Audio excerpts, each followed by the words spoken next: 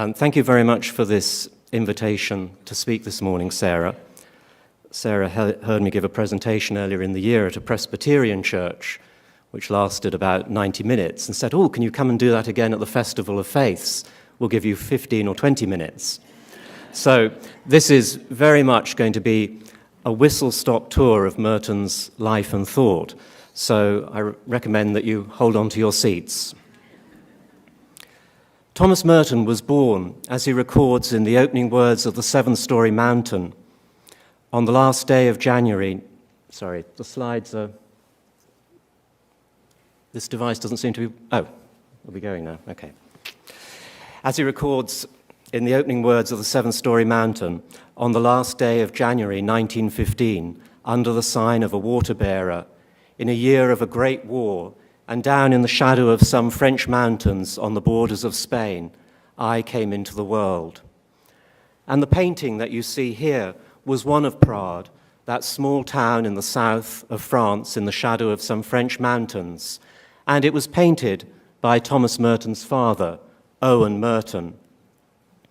Owen was a New Zealander and Ruth from Douglaston, Long Island. They'd met in Paris, where they were both studying art.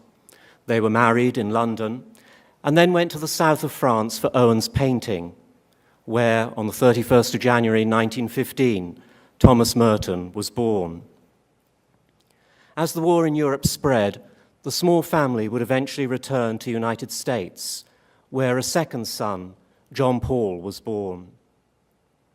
Then, less than 3 years later, Ruth would die of stomach cancer. Owen was frequently away traveling, trying to eke out a living.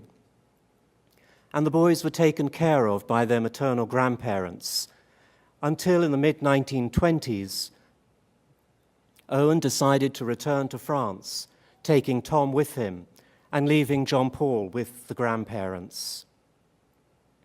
After 2 years at school in France, his father, who was experiencing health difficulties, moved to England, where he would die just before Tom's 16th birthday.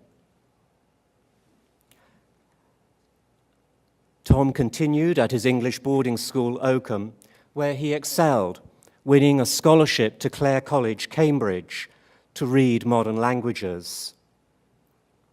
Left to his own devices, his year at Cambridge was racy by the standards of the time, and he spent it listening to jazz, drinking, carousing, and running up financial debts. By the end of his freshman year, it was rumored that he'd fathered an illegitimate child, and due to poor grades, he lost his scholarship.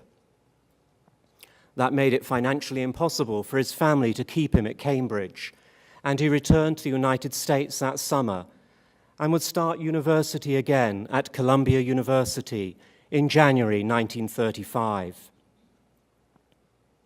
At Columbia, Merton became very involved with literary activities on campus, frequently contributing to the Columbia Jester. And this is one of his cartoons from the Jester. I don't know if you can read the line, but it's, "Don't leave him alone, or he'll kick hell out of the cat."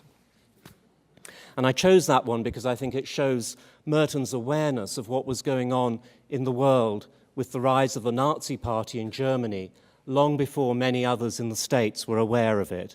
And this cartoon was probably from 1936 or 1937. He was writing novels, poetry, and book reviews. And though still a party animal, was trying to get his life back in order after his disastrous year at Cambridge. He was searching for meaning and direction to his life, and through his friends, his reading, and the courses he was taking, was gradually drawn towards the Christian church, eventually being baptized into the Catholic Church at Corpus Christi, close to the Columbia campus, in November of 1938. From this time onwards, he began seeking an even deeper union with the divine, initially applying to join the Franciscan order, but still a too recent convert, choosing instead to find work teaching at a Franciscan university, St. Bonaventure University in upstate New York, and continuing there to explore his call. As part of that exploration, he would come down to Kentucky on retreat for Holy Week 1941 at the Abbey of Gethsemane, his first visit to the Abbey. In a journal Merton was keeping at that time, later published as the Secular Journal, he records the impact that visit had on him, writing, "This is the center of America. This is the only real city in America. It is an axle around which the whole country blindly turns and knows nothing about it. Gethsemane holds the country together." Returning to St. Bonaventure, he couldn't get the visit to Gethsemane out of his mind. He was also exploring the possibility of going to work in Harlem at Friendship House with Catherine de Hewitt Doherty, whom he'd met at St. Bonaventure.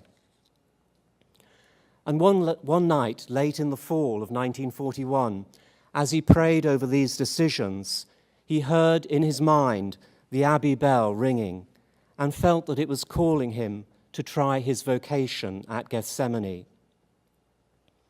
Receiving permission to leave Bonaventure before the end of the semester, Merton would arrive at the Abbey on December the 10th, 1941, just a few days after America's entry into the Second World War.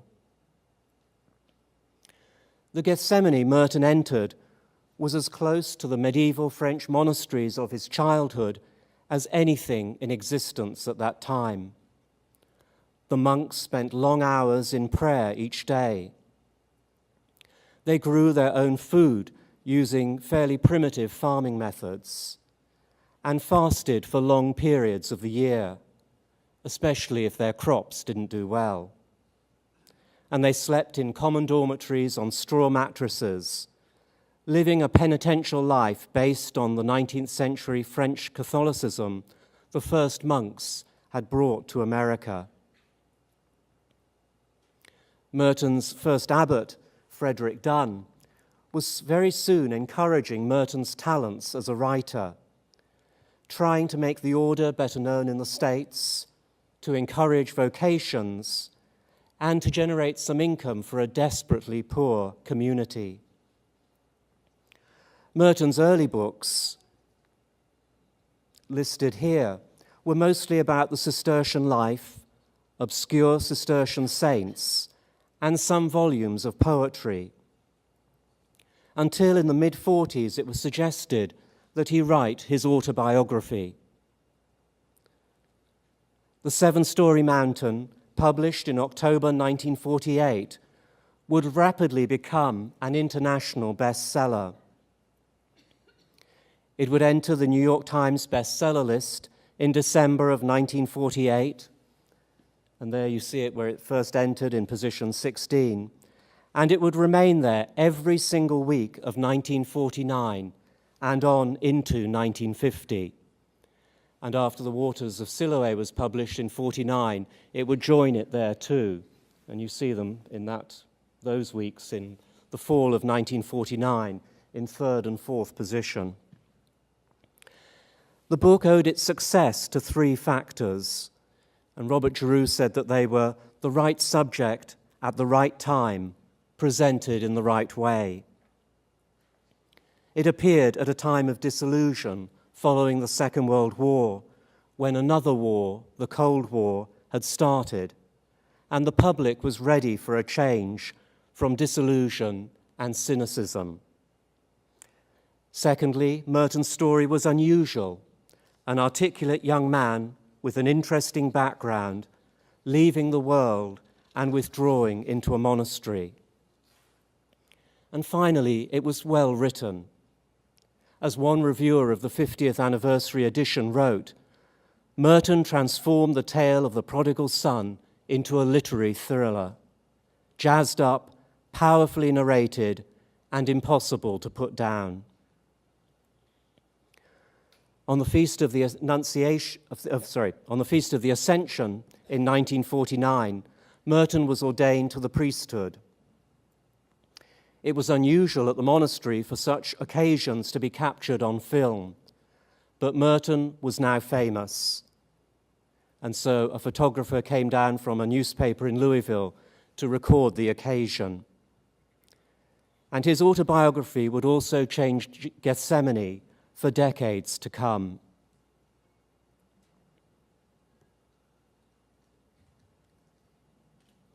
Following on from the unexpected success of the seven-story mountain, many of Merton's readers wanted to read more of Merton's story and devoured the books that flowed from his pen. Through these books such as New Seeds of Contemplation, No Man is an Island, and Thoughts in Solitude, Thomas Merton introduced vast numbers to the contemplative tradition within Christianity, to the writings of the Church Fathers and the great Christian mystics, and writing in a manner that was readily accessible and understandable to people in the 20th and now the 21st centuries. And just to give you a very brief flavor of what I mean, action is charity looking outward to others, and contemplation is charity drawn inward to its own divine source. Action is the stream, and contemplation is the spring. When action and contemplation dwell together, filling our whole life because we are moved in all things by the Spirit of God, then we are spiritually mature. In a nutshell there, summing up the balance of contemplation and action, that eternal struggle between Martha and Mary. And in the pre-Vatican II church, writing like this was truly revolutionary. We're so used to our churches nowadays being so very different, but if you can turn your mind back to the 1940s and 1950s, ordinary Catholics in the pew, and many other Christians too, would not normally have been reading books containing this type of writing and teaching them about contemplation. That was something in those days that very much belonged to the world of priests and monks. And Merton began opening up that great tradition for people all over the world. And that would all change with the Second Vatican Council, but Merton was one of the leaders in bringing that change about. In 1955, Merton was appointed as Master of Novices at the Abbey, in charge of the formation of the large numbers of young men joining the community. And he would hold that position for 10 years. 10 years that would see a remarkable change in Merton and in our world. When Merton entered Gethsemane in 1941, he thought he was turning his back on the world, and he soon discovered that this wasn't the case. If the search for God is really genuine, that search leads us not only to God, but also to our sisters and brothers, and to our own true selves. As Merton went deeper and deeper into this journey to God, so the world came back to him with a force. In a nutshell, one could say that Merton introduced contemplation to the world and the world to the monastery. Discovering in the cloistered solitude of my monastery, as he would write in a preface to an Argentinian edition of his work, the whole Western Hemisphere. On a visit to Louisville on business in March 1958, Merton's changing relationship to the world was crystallized in an epiphany of oneness he experienced with those around him. He would write, "In Louisville, at the corner of 4th and Walnut, in the center of the shopping district, I was suddenly overwhelmed with the realization that I loved all those people, that they were mine and I theirs, that we could not be alien to one another, even though we were total strangers. There is no way of telling people that they are all walking around shining like the sun. That experience served to focus for Merton a gradual return to the world as he moved from the world-denying monk of the 40s and early 50s to the world-embracing monk of the final decade of his life. Merton's growing sense of compassion led him to start writing voraciously on issues of war and peace, nuclear disarmament, civil rights, environmental concerns, and a whole myriad of other issues. It's difficult nowadays to imagine the effect of this change on the majority of Merton's readers. So many churches are now involved in peace and justice issues, and it is easy to imagine that has always been the case. 40 years ago, this would have been unheard of. Catholics on the whole in the States were patriotic, especially for the first time having a Catholic in the White House. And groups like the Catholic Worker were viewed with suspicion. And yet here was this enclosed Trappist monk questioning why. At a time when modern war is the greatest single threat to man, a threat to his very survival as a species, man is putting everything he has into war. Criticizing the nation's leaders, mentoring peace activists, many of whom would later go to prison for burning draft cards. Or again, asserting, the Civil Rights Bill has been passed. It is one thing to have a law on the books and another to get the law enforced. It is only the beginning of a new and more critical phase in the conflict.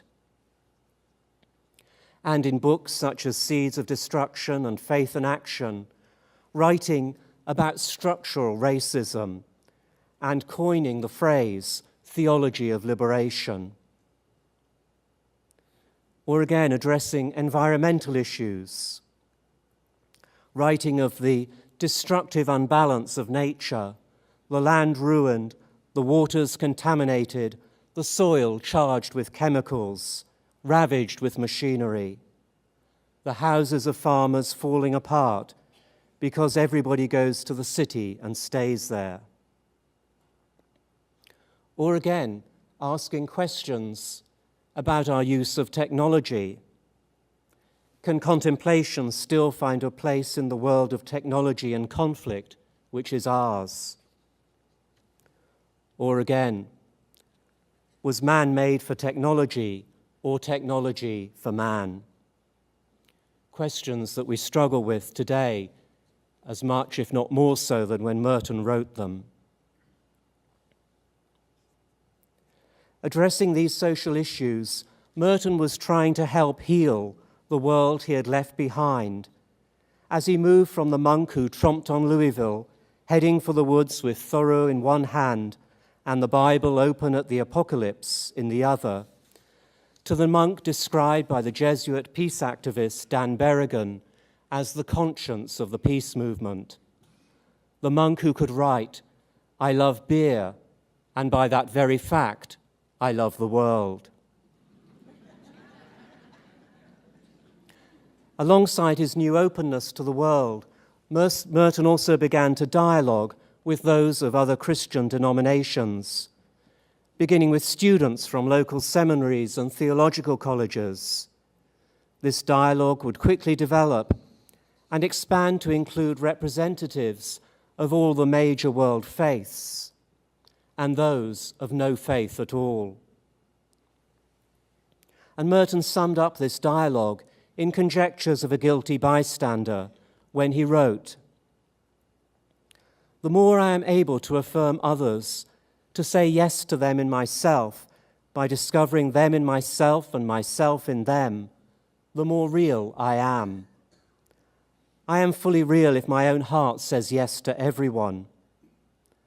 I will be a better Catholic, not if I can refute every shade of Protestantism, but if I can affirm the truth in it and still go further. So too with the Muslims, the Hindus, the Buddhists, etc.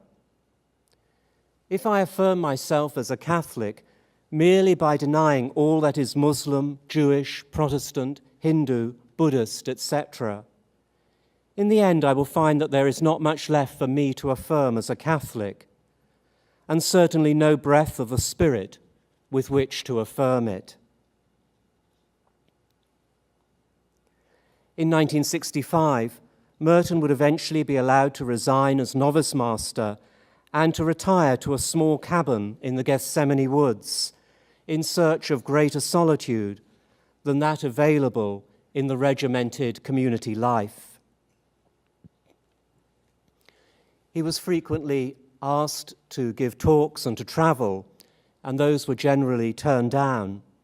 But at the beginning of 1968, he received an invitation to give a keynote address to a meeting of monastic superiors in Bangkok, Thailand. His abbot would encourage Merton to take the opportunity to visit religious communities in Asia and to meet with other religious leaders. One of those he met with was His Holiness the Dalai Lama. And His Holiness would write in his autobiography that it was Thomas Merton who introduced him to the real meaning of the word Christian. And 2 years ago, when the Dalai Lama was in Louisville, I had the opportunity to interview him. And at the end of that interview, I gave him a copy of that photograph of him with Merton. And as he took the photograph, he looked down at it and said, "Thomas Merton was like my spiritual father." From those meetings, he would continue to the conference in Bangkok, where on December the 10th, 1968, after having given his keynote address, he would be electrocuted by faulty wiring on a fan in his room, just 53 years old. His body would be returned to the Abbey of Gethsemane, where he'd be buried on December the 17th, with a simple cross marking his grave, no different from those of his monastic brothers. But, unlike them, his obituary would appear on the front page of newspapers around the world.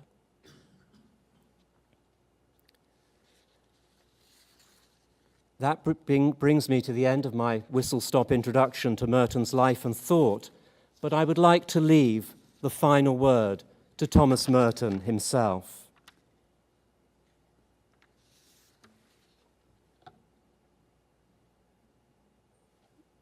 There is some audio to play now. Might as well read this curriculum vitae, which was written to go with that Dahlberg poem in the Festschrift. Since this is a mixed-up tape anyway, might as well put every piece of junk on it. Born in 1915 in southern France, a few miles from Catalonia, so that I am at in myself by birth Catalan, and am accepted as such in Barcelona, where I have never been. Exiled, therefore, from Catalonia, I came to New York, then went to Bermuda, then back to France, then to school at Montauban, then to school at Oakham in England, to Clare College, Cambridge, where my scholarship was taken away after a year of riotous living, to Columbia University, New York, where I earned 2 degrees of dullness and wrote a master's thesis on Blake. Taught English among Franciscan football players at St. Bonaventure University, and then became a Trappist monk at Gethsemane, Kentucky in 1941. First published book of poems 1944. Autobiography 1948 created a general hallucination followed by too many pious books. Back to poetry in the 50s and 60s. Gradual backing away from the monastic institution until I now live alone in the woods, not claiming to be anything except, of course, a Catalan, but a Catalan in exile who would not return to Barcelona under any circumstances, never having been there. Recently published Raids on the Unspeakable, Conjectures of a Guilty Bystander, Mystics and Zen Masters, have translated works of poets like Vallejo, Alberti, Hernandez, Nicanor Parra, etc. Proud of facial resemblance to Picasso and or Jean Genet, or alternately Henry Miller, though not so much Miller. So, Brother David, good morning. Good morning. We are sitting here in the wonderful garden of the monastery of Gudaich, and I'm happy that you have time that we can make this little interview. There will be a big celebration in the States honoring the 100th birthday of Thomas Merton. The organizers of this conference would have enjoyed your attendance, but unfortunately, it is not possible. So Anthony asked me if we could make an interview to show at the conference, and you said on Easter Sunday, of course, we will do that. So, Brother David, my first question would be, when and how did you have personal contact with Thomas Merton? The first time I met him was when my abbot of Mount Xavier, a monastery in the United States, took me to Kentucky to meet Thomas Merton there. And whenever I remember that our meeting, there also comes to mind a poem by Mark van Doorn, who used to be Thomas Merton's teacher, and after Merton entered the monastery, visited him there for the first time. And he wrote this poem, which I think is, to me, a very moving poem, and I will try to recite it as best I can. Mark van Doorn calls it Once in Kentucky, and he writes, "In our fat times a monk, I had not thought to see one, nor ever with my own poor lean concerns ever to be one. No, but in Kentucky, midway of sweet hills, when housewives swept their porches and March light lapped windowsills, he, once my merry friend, came to the stone door, and all the difference in his smiling was, it sorrowed more."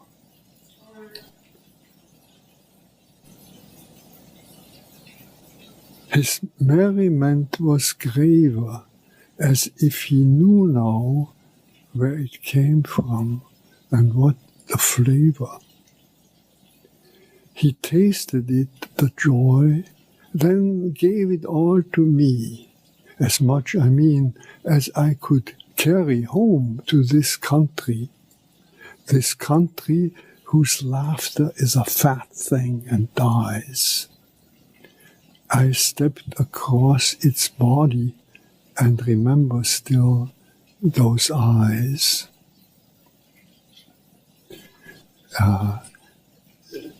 And this is a sort of romantic version of meeting Merton, but it is also, in my own experience, and on the other hand, when I first saw him, he wasn't wearing the monastic habit, but his work outfit, his overalls, and I thought he was the milkman because he was carrying big milk cans. And also one thing that I remember from our first meeting and from every meeting with him, he was always so jolly. As Mark van Doorn says, he tasted it, the joy. He was always tasting the joy of life and gave it all to me. One couldn't talk with him for 5 minutes, and we were all rolling with laughter. He always had something funny to tell. Mm-hmm. And that impressed me most of him, that it was obvious that he had this deep spirituality, as Mark van Doorn says, as if he knew now where the joy started from and what the flavor really was. Mm. But he really was full of joy, also in simply everyday human way. So might be there's already an answer to my second question.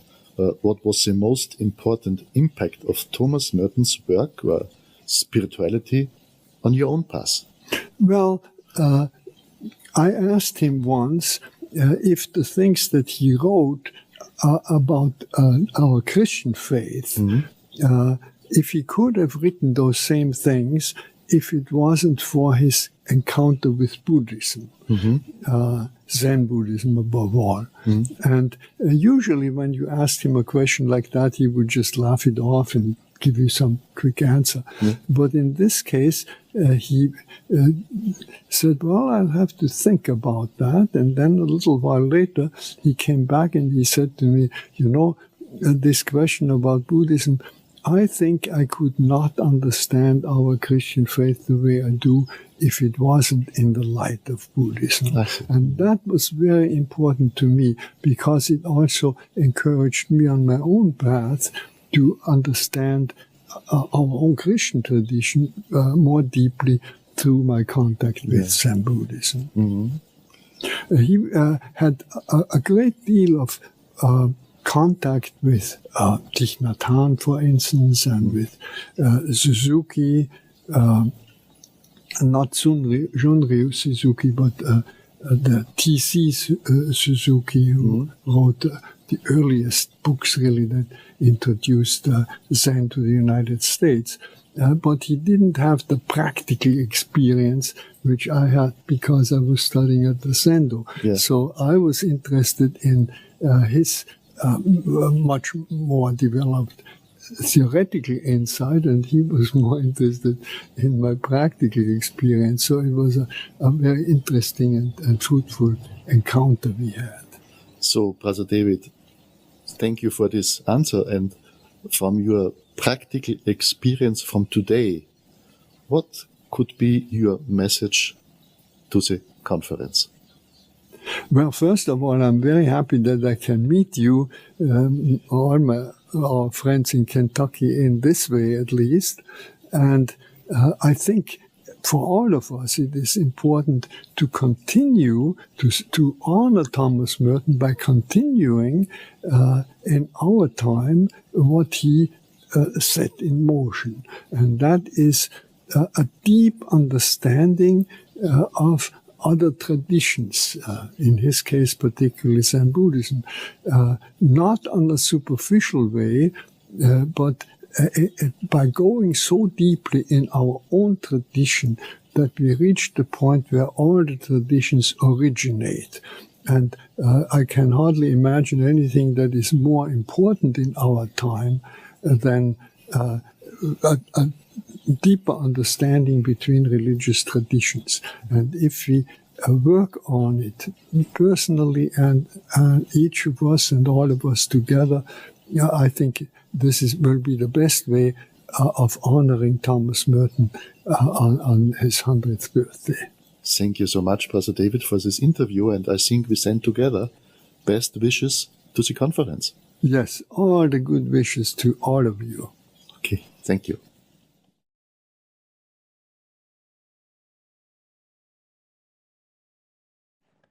Good morning.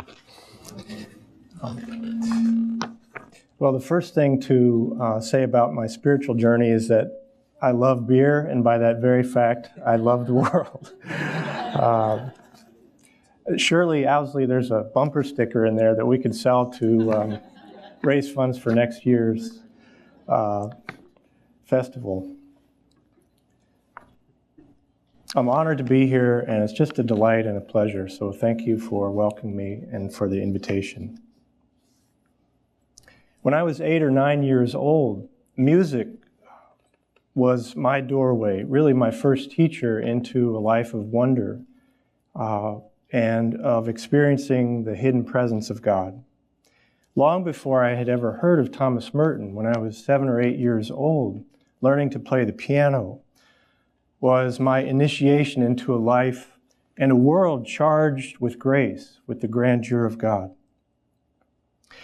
Now, our piano lived in the basement, and I was scared of the basement. Every afternoon, reluctantly but dutifully, I would reach out my hand as I walked down the stairs, groping in the dark until I found the small lamp that sat on top of our piano in the basement.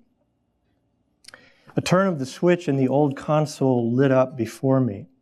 And those moments of relief and of silence as I settled onto the bench seemed almost magical. The monsters now scattered. I could breathe again.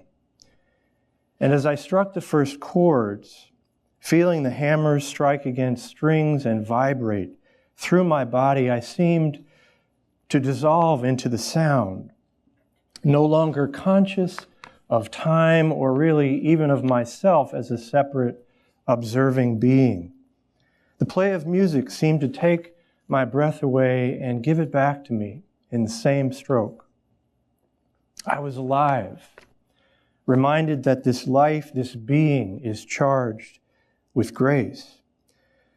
But there was darkness too and foreboding as I learned to improvise across minor keys and dissonant modes. The piano perhaps teaching me the art of careful attention, of deep listening and discernment. Behold, pay attention, life will come before you in so many keys and disparate colors. Oftentimes I remember my father calling down to me from the top of the stairs for dinner. I would stop playing and draw a deep breath and whisper into the dark basement air, "Thank you." To whom I imagined saying those words as a 9-year-old, I'm not sure. Yet I always felt, and I still do feel, a palpable sense of presence at the piano. A someone or something other than me, with me, yet also paradoxically rising from me and bearing my spirit into the rhythms of the day. Now, the rationalist might hear my story and, citing a host of empirical studies, explain such phenomena as the explosion of neurons firing throughout my nervous system and developing brain as a young child. And I wouldn't necessarily disagree. The neurological explanation bears its own beauty and complexity. But does it account for the whole experience? Is it possible that I really was tuned into something more than myself, something more elusive than the play of neurons firing across synapses inside my own head? Looking back over the course now of 50 years of my life, it is really Thomas Merton, more than any other, who gifted me with a language and a kind of a mirror in his own life and writings for affirming such experiences of wonder, of grace, and of presence. It may seem like a cliche, but more and more I can see how Merton's writings have served me my whole life long in a way analogous to music, tilling the fields of my religious imagination. Merton reassured me from a very young age that those hidden seeds, as he called them, seeds of contemplation, were real, that they were significant, and that they were trustworthy. I was 15 when my mother gave me an old copy of The Sign of Jonas. And some days later, I came upon a passage at the very end called Fire Watch, July 4th, 1952, one of Merton's most celebrated meditations. And it begins, as many of you will know and remember if you've read the passage, with Merton putting on his sneakers and throwing the clock over his shoulder as he began to make the rounds through the monastery in the deep dark of night, checking for fire, a task that was assigned to one monk every evening. And the passage climaxes as he swings open the door out on the roof of the monastery. And I'll just read a section that kind of burned itself into my brain as a 15-year-old when I first read it. He writes, "Mists of damp heat rise up out of the fields around the sleeping abbey. The whole valley is flooded with moonlight, and I can count the southern hills beyond the water tank and almost number the trees of the forest to the north. Now the huge chorus of living beings rises up out of the world beneath my feet, life singing in the watercourses, throbbing in the creeks and the fields and the trees, choirs of millions and millions of jumping and flying and creeping things. I lay the clock upon the belfry ledge and pray cross-legged with my back against the tower, and face the same unanswered question. Lord God of this great night, do you see the woods? Do you hear the rumor of their loneliness? Do you behold their secrecy? Do you remember their solitudes? Do you see that my soul is beginning to dissolve like wax within me? And much later in my life, it was the prose poem Hagia Sophia, Merton's hymn to holy wisdom, the feminine presence of God alive and at play in the world, which captured my imagination. Hagia Sophia dares us to imagine a faith fully reconciled with the body, with the feminine, with Mother Earth, the mother of all God's peoples, histories, and cultures. What would it feel like to think and pray with a God who is not fixed like a great marble statue in the elite and faraway spaces where power is exercised, but who enters without reserve into the stream of our humble tasks, decisions, and commitments? Perhaps such a God would reignite our hope, our capacity to imagine again. I want to conclude with some thoughts about being a teacher and looking back over the course of now some 20 years in the classroom. Really, the coolest thing about being a teacher is the privilege and the grace and the challenge of introducing these gifts of the contemplative life to young people who are desperately thirsty for it, as I was when I was 15, and as we all are. And in the background, you'll see some slides. Every year I take a group of students to Gethsemane, and am hosted by Brother Paul and other generous monks who allow us to visit and to share the space with them and to pray and to be silent. For the first time this year, I assigned all of my freshman theology students, so if you don't mind running the slides so we could see some of those images. I want to just mention, quote, one of my students who, after reading an essay by Merton called Rain and the Rhinoceros, to my mind, one of his most powerful essays, my student wrote this. Like most students, she was brand new to Merton. She wrote in her journal as follows: over the course of 10 pages, Thomas Merton made me the most confused college student in the world. By the time I finished reading those same 10 pages the second time, Thomas Merton made me feel like one of the most enlightened people on the planet. The way Merton writes reminds me of the way waves crash on the shore of a beach. He makes a statement that hits you and then slowly seduces you into believing whatever he wants you to believe. Like waves crashing on the shores of our consciousness, Merton writes, I think, by rhythms that we recognize but have forgotten. As he puts it in Rain and the Rhinoceros, rhythms that are not those of the engineer. I don't pretend to be able to explain it, but Merton's writings do not just paint pretty pictures for the imagination. The effect of reading Merton is not just psychological or aesthetic, but it is metaphysical, mystical, theological. What is at stake between Merton, his reader, and all those letters and spaces dancing on the page? much like that 9-year-old child sitting at the piano in the dark, is the discernment of the profoundest truth at the deepest heart of things. Like fish swimming in an ocean of grace, we need to be reminded, this is water. This is water. A last thought. 60 years ago, Merton had already described our world as a post-Christian world. Peace in a post-Christian era was the title of the book that his superiors judged too hot to publish. And no wonder. Merton's writings on war and peace still cut today like a knife. Merton confronted his contemporaries with some very uncomfortable questions. Does faith have a future? If so, what kind of faith will it be? Faith in God? Faith in the markets?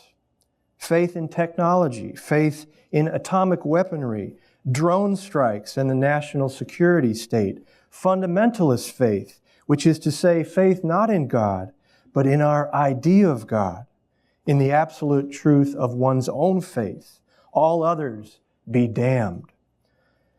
And as a parent, as a teacher, as a Catholic theologian, these are the questions that keep me coming back to Merton and which convince me that we still haven't yet caught up with Thomas Merton. Thank you.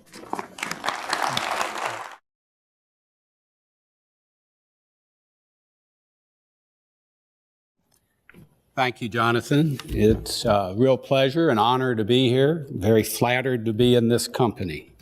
Many of my friends from growing up may be a little surprised to see me in this company. I'll begin by recalling something Sister Veronique Girams said to me about 10 years ago. She is a Trappist nun who lives at Redwoods Monastery in far northern California. Sister Veronique got to know Thomas Merton in 1968 when he came to her monastery twice. In describing Merton, Sister Veronique said, the mundane, if we call daily life mundane, and the sacred was together for him. Now, she punctuated this by sacred and together like that, just showing how intertwined they were. And I greatly appreciated that observation. I also wondered at what I was doing. Deep in the Redwoods, interviewing a nun about the life of a Trappist monk. Making a film about monks had not been my plan when I moved to Los Angeles in the mid-1970s. I was going to be a director of great films like The Godfather or Mean Streets, or at least Harold and Maude. How did I wind up at Redwoods Monastery? And for that matter, how did I wind up here today? Well, the journey starts with childhood. I had two very loving parents who read to me and my sisters every night. And the stories, they were the greatest stories in the world. They were Greek myths and the tales of King Arthur's court. Aside from being great adventures, these told one everything one needed to know about being human, and they established some understanding of what truly matters in life. My mother took us to Sunday school most weeks. Because of this, I felt like I had a relationship of sorts with this being that was called either God or Jesus. I have one particular vivid memory, something like Chris's, of a time when I was about 5 or 6. And in my dream, this being came to me. And this was the being I'd been learning about, and spoke simply and said, "My name is God. What is yours?" And I didn't answer, but I remember waking in a sun-filled room with this wonderful feeling of peace and well-being, and also this regret of sorts that I hadn't answered the question. And as I got older, I could recall praying on many nights, often quite fervently, because I'd been told that praying was a good thing. And my prayers were formulaic and heartfelt, but not really intimate, I wouldn't say. And if you're wondering, the answer is no. God was no longer talking to me in my sleep or anywhere else that I could notice. At some point in my early teens, I brought this prayer life to a close, telling God one night that He, and I had been told that God was definitely a He, telling Him that He probably wouldn't be hearing from me for a while. But I hedged this by saying that He could look forward to me getting back to Him at a later date. It was like we were breaking up, but I still wanted to be friends. And after that, it gets sort of fuzzy, and which is not too surprising because that was about the time that my consuming interest became alcohol and other means of obliterating any trace of who I actually might be. This continued through college and well into my 20s. That was when I returned home from my time in Los Angeles. My dream of making big budget films had been just that, a dream with not much follow through and a lack of the necessary skills. So I came back to my hometown. It was a cold and gray winter. Sound familiar?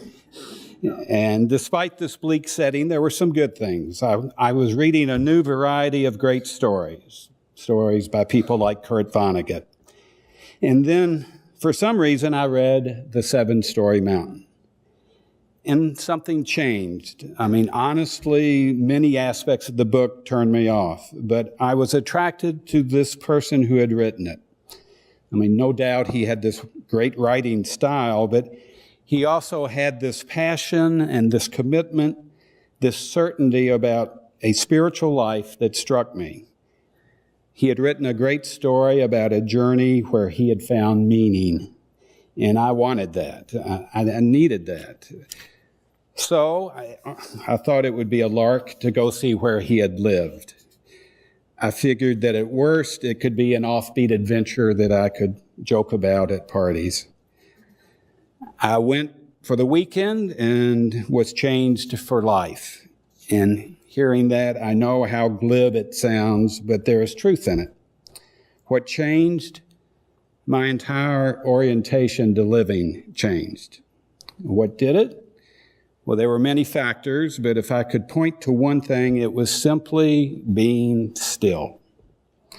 Really still, and for the first time in a long time, being open to wonder. And wonder in what? Well, in the monks, in their chant, in the woods surrounding the monastery, in the sky, in the ants that were in my room, in life. That's where it started. In the stillness and wonder of that weekend, I could sense in my mundane life something sacred. I left that weekend with a wonderful feeling of peace and well-being and a gladness that this time I was responding to a presence that had spoken to me. It's been almost 40 years since that weekend. I can look back and analyze much of this awakening and know what a psychologist would point out.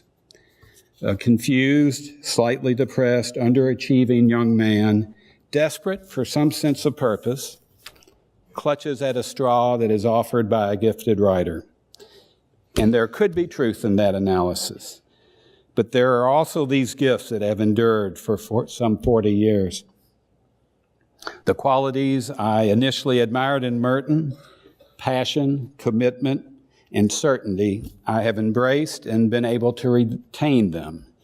Well, the first two, anyway. I don't mind the absence of certainty that much. As Merton wrote, and I will loosely paraphrase, faith means doubt, and any person of faith who has never had doubt is not a person of faith. Another gift that has endured for me is the power of Merton's writing. The Merton writing I love, as well as the many wonderful books written about him, are like the walking stick used by the traveler in the poster for this festival. It supports me, these writings. Merton has supported me and pointed me to other great writers and seekers of truth. For me, perhaps Merton's most significant gift has been his great generosity in sharing how he struggled to find his truth. This has helped me in my struggles as well. Yes, since that Epiphany weekend, there have been many highs and many lows. As the years go by, Merton has helped me to see that in the struggle, there is life, and it is sacred. There is a final gift that has endured and continued to grow. Merton, my admiration for him, my films, my attempts to tell good stories about great people, has opened me to a nurturing group of friends. We all know that any trip is helped by friends. They are people like you, people like the monks at Gethsemane. One of them will speak right after me, Brother Paul Quenon. In my last film about Thomas Merton, I interviewed Brother Paul about the experience of being taught by Merton. He shared that Merton often used the phrase, "you see," when teaching. Now, ending a sentence with the phrase, "you see," was essentially sort of a conversational tick that Merton had. But Paul points out it was also illustrative of what Merton was doing, helping Paul and the other novices to see. I suspect Merton has helped us all see in some way, which brings me back to my friend, Sister Veronique of the Redwoods. Through people like her and Merton, I see better. One of the things I see, a vision that sustains me on this journey that I dare to call sacred, is this: the mundane, if we call our daily lives mundane, and the sacred are together. Thank you.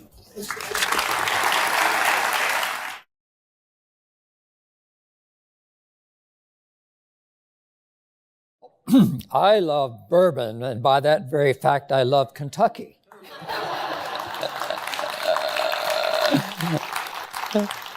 So, what can I say about Merton without talking about myself? In a sense, my own story is almost inseparable from my experience with Merton, because my life with Merton started so early. I was 17 years old when I came to the monastery. And so ever since then, it's kind of like a theme running through my life. So would I say I was a disciple of Thomas Merton? Actually, that's not exactly the truth. I wouldn't say I was a disciple of Thomas Merton. And Father Lewis, I call him Father Lewis, pardon me, that's how we called him at the monastery. So Father Lewis at one time said, do not call any man father. You have one Father in heaven. And Christ, you are disciples of Christ. And, he really believed that. I think that's kind of the attitude he wanted us to have about himself. So, nevertheless, I would call him my mentor. And I think he's a mentor for many people. He's one of those people you can consult, and you sort of stop and bend an ear to what he might have to say about something or other, and then go back to thinking about the issue on your own terms. Now that is precisely what he would want you to do. He didn't want you to look for answers in what he had to say or what he wrote. He wanted you to look at the issue yourself. So that point that you were making about he would end up a sentence by saying, "You see," and well, that's the point. That you see. He wants. There are things that maybe you haven't looked at. Well, let's look at it, and then you see. And see with your own eyes and with your own mind. So that's very much his approach. That's how he treated people. So just to kind of start a little bit ahead of myself, I would say I had him for my spiritual director. As a novice, you had to go see the novice master every other week. And he would treat me like an equal. Here I was, 17 going on 18, and now I'm 74 going on 19. But he would treat me as an equal. I didn't have the feeling that he was talking down to me at all. And, well, I mean, that was very reassuring because, I felt, well, okay, I can be an adult. And I was very much into an imitative mode with relationship to him to begin with, because I had read The Seven-Story Mountain before I came to the monastery. I was in high school. And it was one of those books that Catholics knew about. So I had read The Imitation of Christ, and that really made me think seriously about, well, it related me to Christ because the whole book is a dialogue between the soul and Christ. I got into that dialogue, and it's continuing even until this morning, as you might have heard earlier on. Then I read the seven. Well, so I thought a monastery is a wonderful place. That you can go and live, you're in relationship to Christ all the time. I wanted to continue that. I wanted to have, this source of love, which was so immediate and so imminent. I wanted to have that all the time. So I said, okay, monastery. Well, where am I going to go? I guess I'll have to go to Europe. There aren't any monasteries in the United States, are there? I was willing to go to Europe. I had already studied 2 years of French. So, okay, I'll go to Europe. But then I read The Seven-Story Mountain. I said, oh, so there's an American monastery, the Abbey of Gethsemane in Kentucky. I'll go there. So I wrote to Gethsemane. I didn't know there were other monasteries, even some closer to home. So as I say, I was into something of an imitative mode. And so Merton talks about playing the bongo drums up in New York. So I got some bongo drums. And then I wasn't very good at it. And then he talked about, in the Seven-Story Mountain, going from one church to another. When he'd go to Rome or someplace, he would go to the churches. So before I entered the monastery, I crossed the country to help out my brother on his construction site, and I would stop in churches. But it was kind of a good thing, I thought, well, here's a model. I was following this model, and when I went to London, I did the same thing. I crossed all the way from St. Paul's to Trafalgar Square, and I stopped on church. And I found out a lot about England, about the religious state of religious life in London, just by stopping in at the churches. You can pick up things psychically. It's interesting. So there I was, a kind of a young man in an imitative mode with regard to Thomas Merton. And then I met this guy called Father Lewis, and he was pretty kind of, interesting and friendly. And he said, well, we'll take you over and we can go out in the woods and start chopping down trees and things like that. But I was still looking around. Which one is Thomas Merton here? And the one I kind of picked out was kind of tall, statuesque, black hair, angular face, but it wasn't him. I found out it wasn't him because I found out that my novice master was Thomas Merton. Father Lewis was Thomas Merton. It took me a whole month to find that out.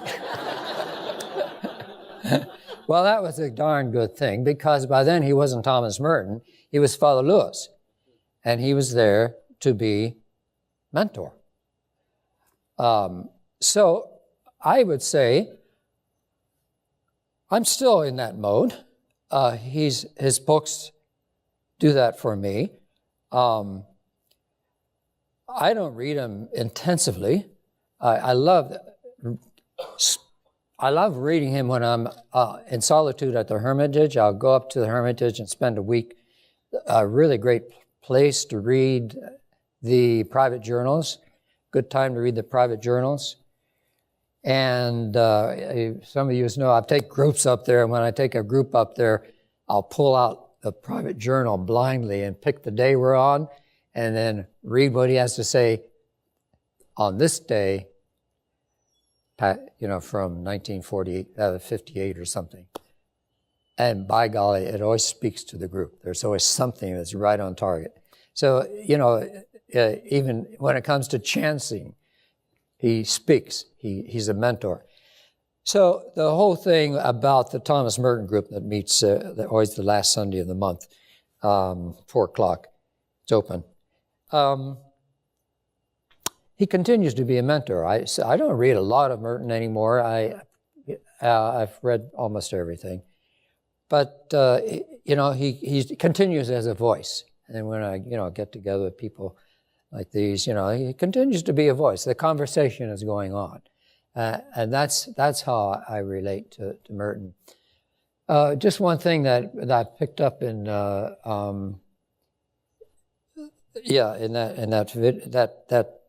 tape that he played.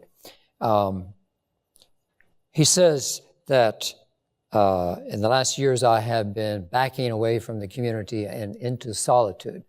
And that made me think of a dream I had as a novice that I talked to him about when I went in for spiritual direction.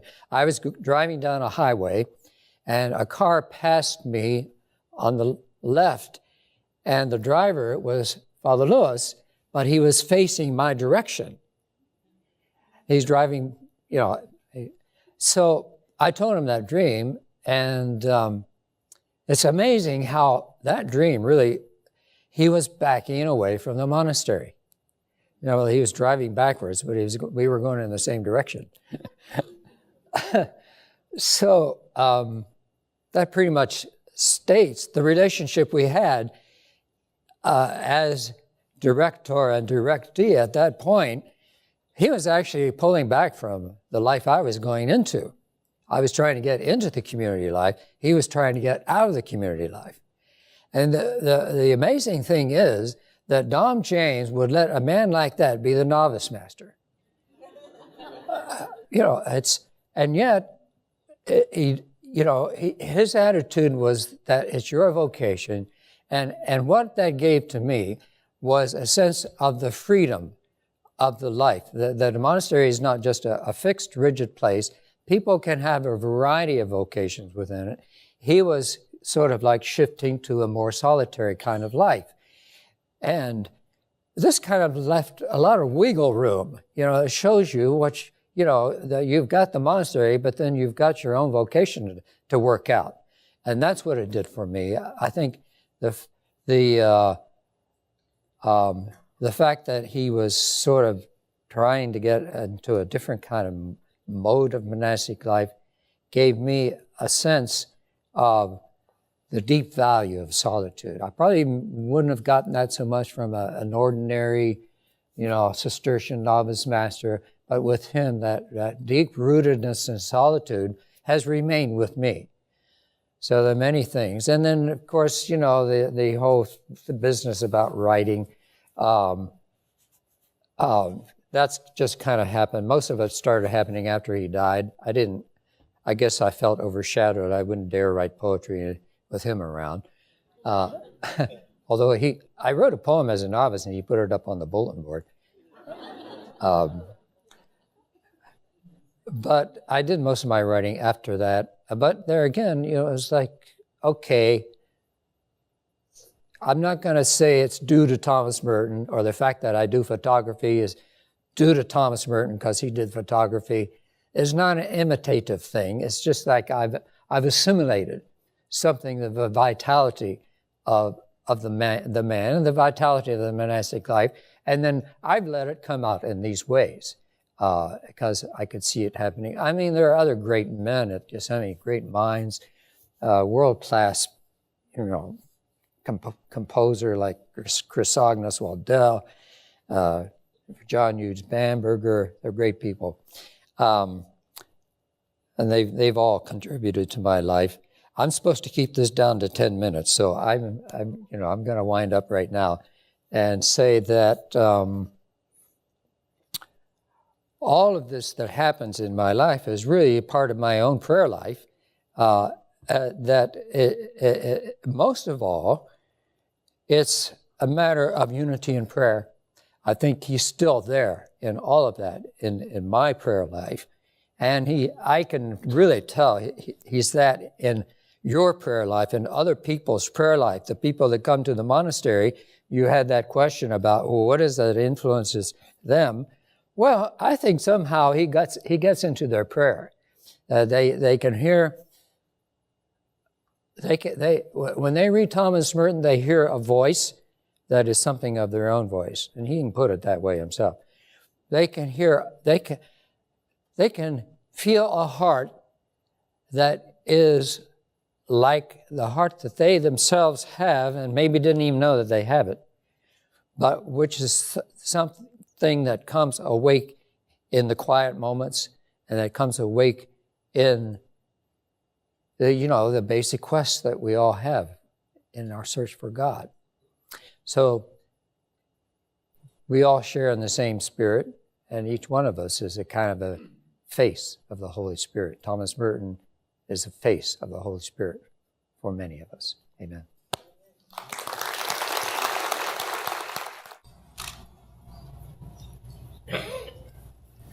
Well, we've all heard the voices of my friends, our friends, and now we can listen to your voices. I invite you to ask any question you might have, and hopefully it's a general enough question that any of us, any of the panelists rather, could answer rather than address to a specific person. I'm also of the mind to give you the freedom to, rather than ask a question, that you very briefly, tersely, might tell us of your response to this session, or what is it about Thomas Merton that brings you here and that turns you on. And again, if you wish to do that, rather than ask a question, be as direct as you can. We have 10 minutes. So the floor is open.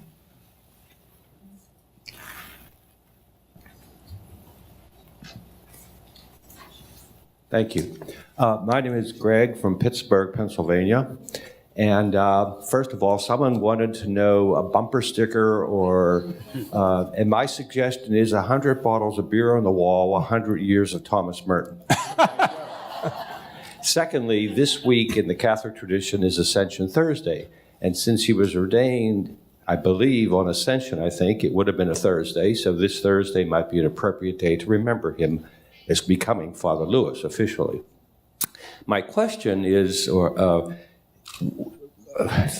where I heard that he rumored to have fathered a child, I immediately thought of Augustine, who had a child, Deodatus, out of wedlock, Dorothy Day, who had an abortion before she had her daughter Tamar. So my reflection is, when people have feelings of guilt or shame in their sexuality, where might Merton be more than just a rumor? Did he ever admit that? Is it one of the secrets about him that you dance around? And therefore, where could he be a model for people about guilt and shame in relationship to their sexuality?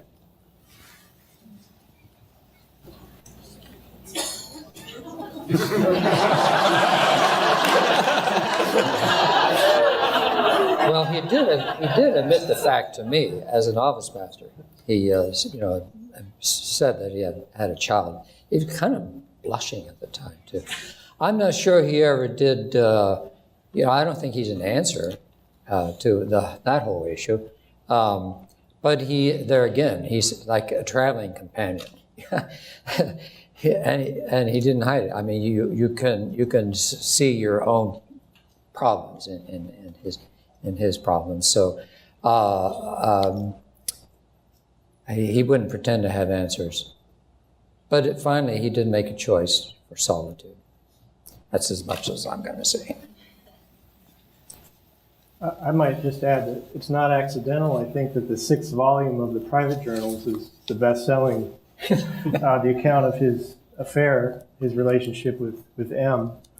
And I would say personally that I mentioned briefly, I think as Merton earlier, I mentioned that Merton dares us to imagine a God who, a holistic spirituality in which matter, earth, in which our bodies are part of our journey. And I think that was a long struggle for him. I think the Dalai Lama described him as a very embodied person in his body, very physical, very comfortable in his body, but I don't know that that would have been true early.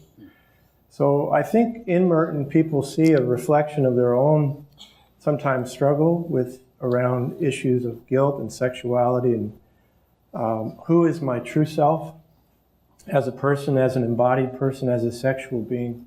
And I do think that's one reason why he's attractive. I don't think he had it all figured out, as Brother Paul said, but I think we see in him, very often people see in him some reflection of their own struggle to live holistically and in a healthy way in that regard. Yeah, I think there's so many things in his youth that he then comes back to later on. You know, things like his interest in Gandhi, his interest in issues to do with war and peace and other faiths. They're all there before he becomes a Christian and a Catholic. And similarly, his relationship with this woman at Cambridge or whatever it was, we don't know the details. And yet he keeps on coming back to those things. But as his faith, his relationship with God develops, he comes back to them in a new way. And I think we see that with his writings then on peace, other faiths, and then also as he struggles with his relationships with women and works through that, with that affair in 1966.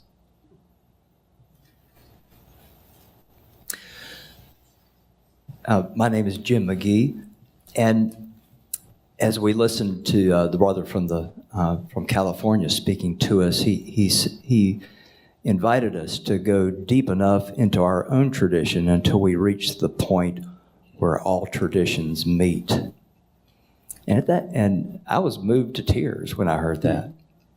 And it was comforting that I don't have to abandon my own tradition in order to explore others. And I recall reading in his Asian journal where Merton says that I have to be grounded in my own tradition deeply in order to explore the traditions of other people in Asia. I wonder if you might reflect a little bit on where you have experienced going deep into your tradition and finding that point where all traditions meet.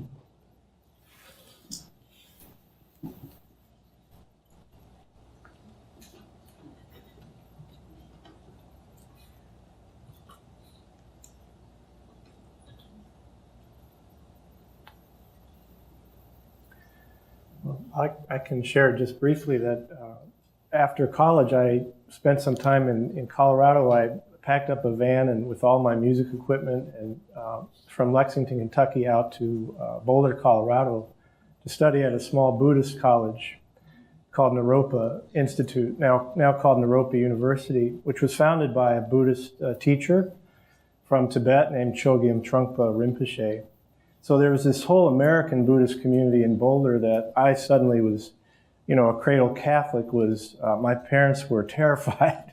They were sure I was going to come back, with my head shaved and wearing saffron robes.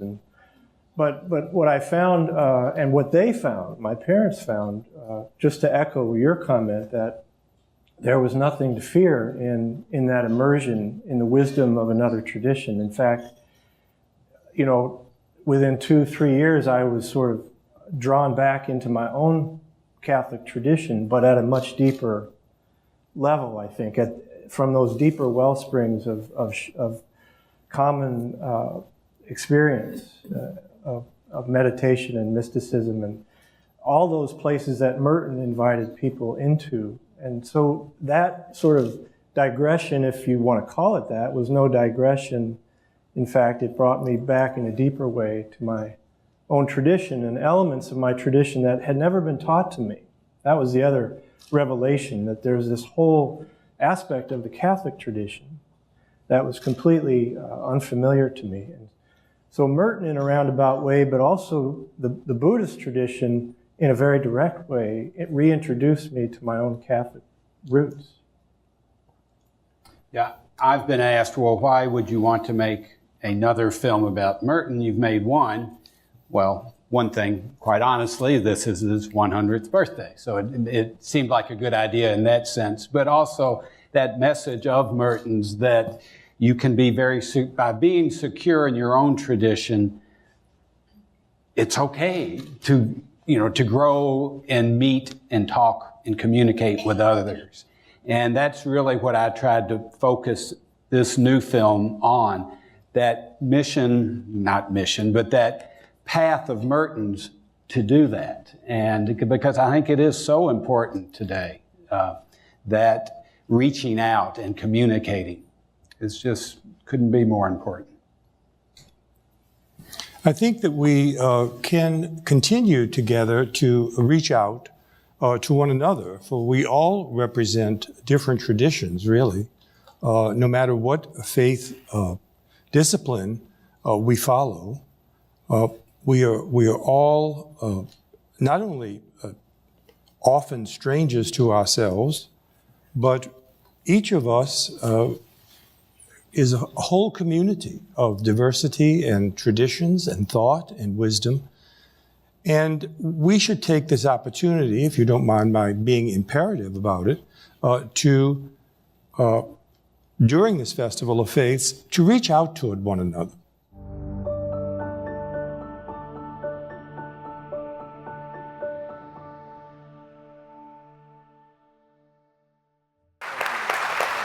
It's such an honor to be here today at the Festival of Faith to celebrate, as we celebrate Earth Day in the most compassionate city in America, Louisville. People ask me a lot what I do for a living, and first and foremost, I'm a farmer. I'm a conservationist. For those of you that farm or grow plants or anything, you know that it is a type of spiritual endeavor to grow things, to plant seeds, to watch them grow, to take care of the soil, to be a part of the environment. And that's something that I'm very passionate about. I have a degree in agriculture from Western Kentucky University, and my whole life that was my goal, to always be a farmer, and I truly love that. Also have had a career in public service where I was a state representative in the Kentucky General Assembly. My main issue there was of course, agriculture. I represent a very rural district in South Central Kentucky in the Kentucky legislature. Then in 2011, I was Commissioner of Agriculture, and I've seen a lot of people in the crowd that I know were very helpful in allowing me to have that opportunity, and I appreciate it. When we were Commissioner of Agriculture, worked very closely with Mayor Fisher and Congressman Yarmouth to make industrial hemp a reality. And those of you that keep up with politics and study politics, it's a very frustrating thing to watch because politics is so partisan anymore. But the amazing thing about the industrial hemp issue, as was mentioned in the introduction, is it truly brought both ends of the spectrum together, because people on the left supported it because it was sustainable. If you're into improving the environment and sustainability, industrial hemp can replace a lot of the traditional crops that require too much pesticide and too much fertilizer. And you can do things with industrial hemp from a medical and standpoint that's much better than chemicals and many of the types of pharmaceuticals that we have today. So it was an issue with the right, the extreme right, because this was an example of government standing in the way of letting the private sector grow. So we worked together in a bipartisan way and made that a reality. And in Kentucky, that we were the first state to make industrial hemp legal. And 4 years later, we're the leading industrial hemp state in the nation.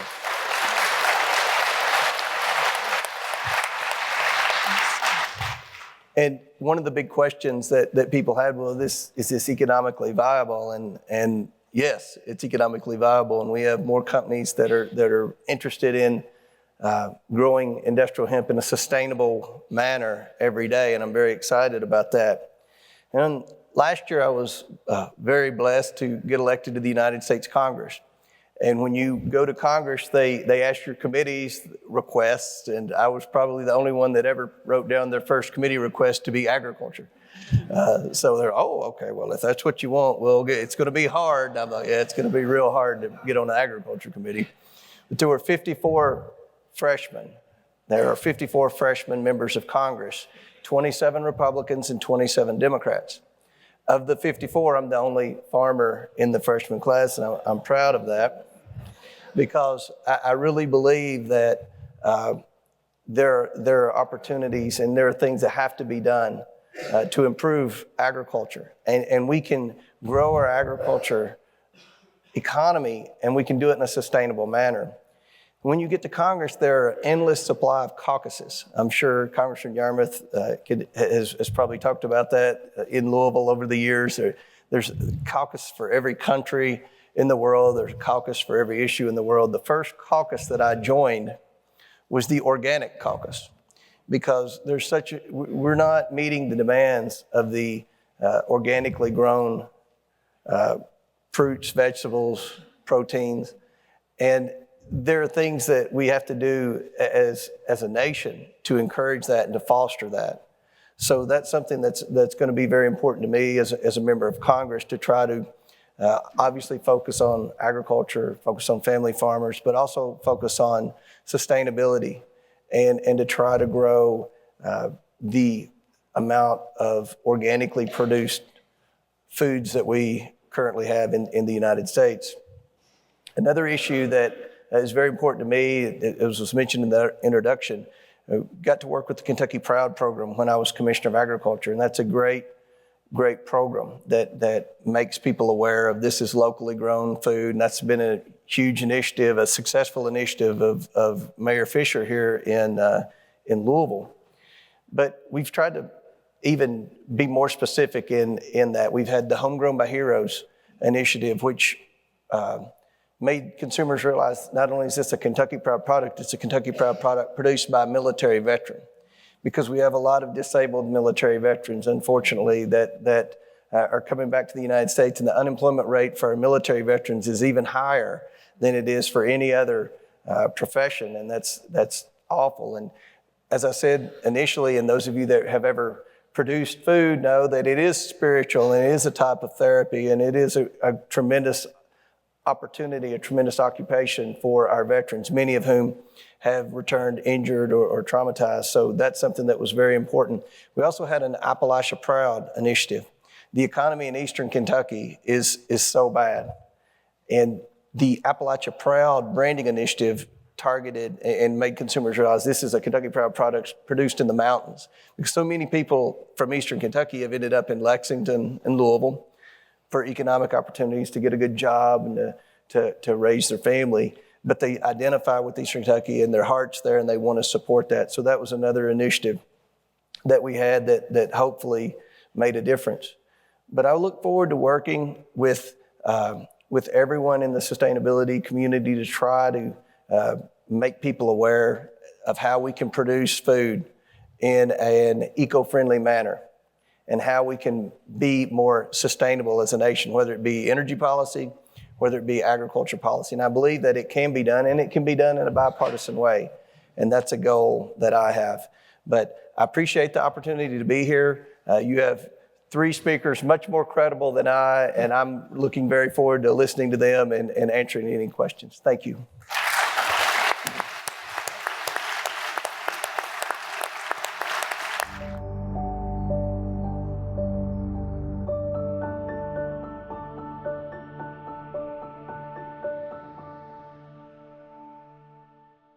Hi, everyone.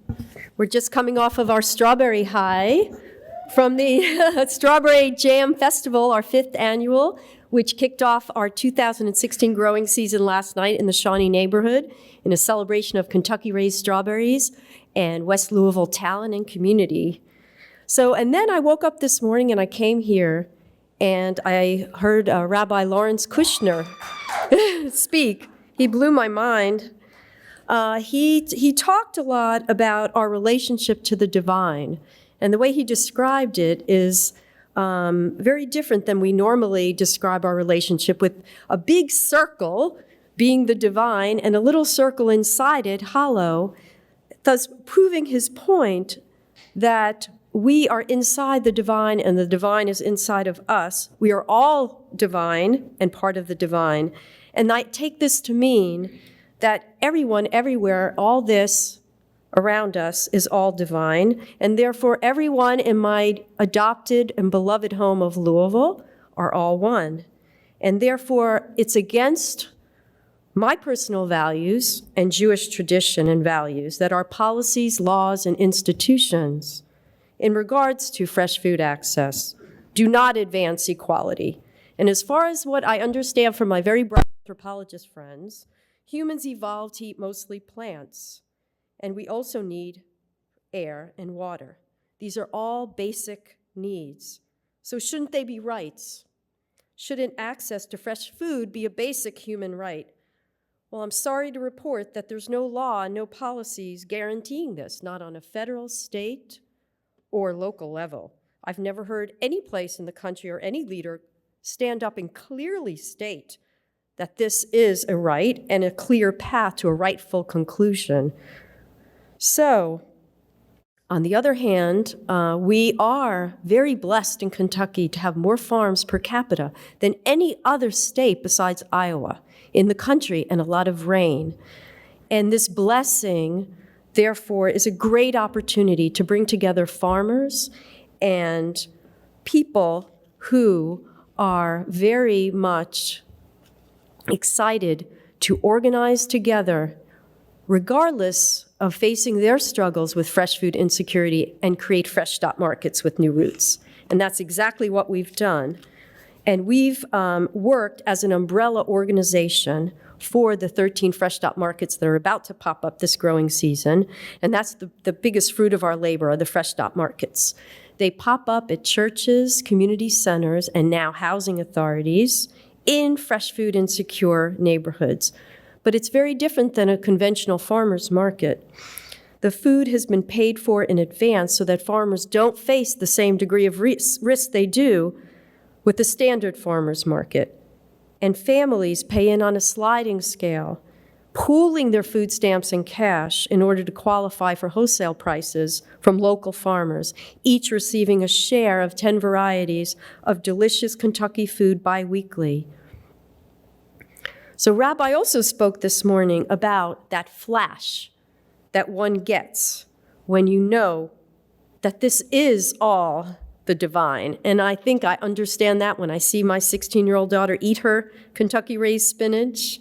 I see her laughter, I hear her, I see her talents, but I also feel it at the fresh stop markets.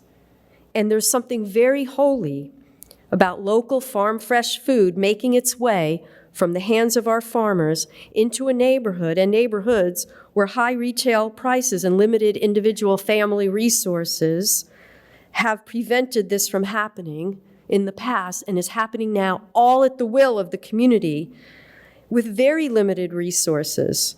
And knowing that we have farmers that you're going to hear from tonight, like Bree from Rootbound Farms, that will build food justice into their business plan and sell food to families who otherwise couldn't afford to purchase fresh, local, organic food, that there are people traveling from all over the county now to come into a neighborhood they may never have been to before to pay the higher end of the sliding scale in a city that has been highly segregated for one, maybe two generations.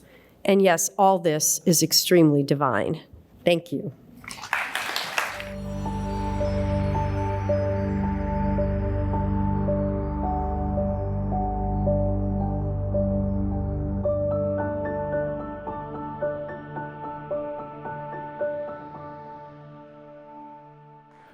My beloved grandmother, born in 1920, escaped Mississippi in 1935 to arrive in St. Louis, Missouri with the boy she fell in love with cleaning houses in Mississippi. My beloved grandmother died at the age of 92, and just before she died, on December the 26th, it was December the 25th, Christmas Day, that she said, baby, I don't have enough money to give you a gift. I said, that's fine. She said, but I do want to tell you something. I said, yes, ma'am. She said, God never expected you to achieve perfection. I said, yes, ma'am.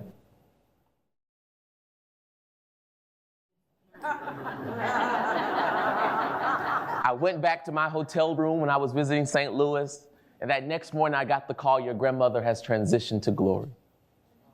My last words, God never expected you to achieve perfection. My sacred journey begins in the space of being raised in a traditional African-American Baptist church where God was a man.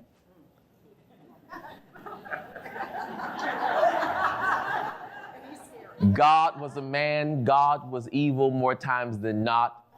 God did achieve you to arrive at perfection. And there was a doctrinal reality that imposed all of human life. But I also remember the first time I asked a question.